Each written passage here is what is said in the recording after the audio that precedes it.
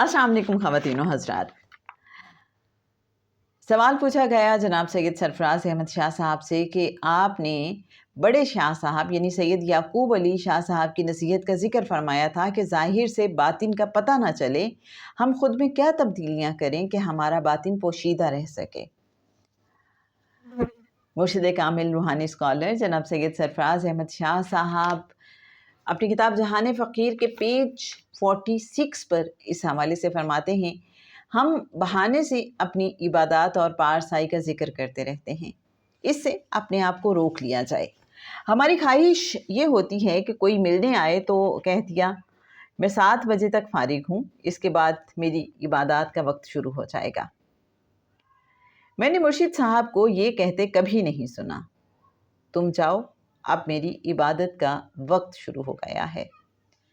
उनका अंदाज़ तो ये था कि बैठे रहिए, वो चुपचाप इबादत भी करते रहते थे और ज़ाहिर भी नहीं होने देते थे। तो मेरे अच्छे नाज़रीन, शाह साहब ने हमें बता दिया कि किस तरीके से हम रियाकारी से बच सकते हैं, किस तरीके से हम अपना बातिन पोशीदा रख सकते हैं, छुपा सकते हैं।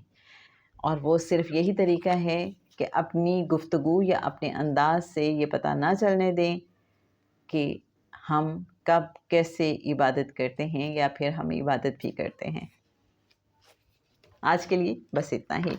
कल भी जनाब बहुत ही इंटरेस्टिंग एक सवाल जवाब आपके साथ शेयर करेंगे और वो होगा जनाब सैयद याकूब अली शाह साहब के हवाले से कि उनके मज़ार पे जाके कैसी फीलिंग्स होती हैं। हमारे साथ रहिएगा। रुखसाना बशीर को इजाज़त दीजिए।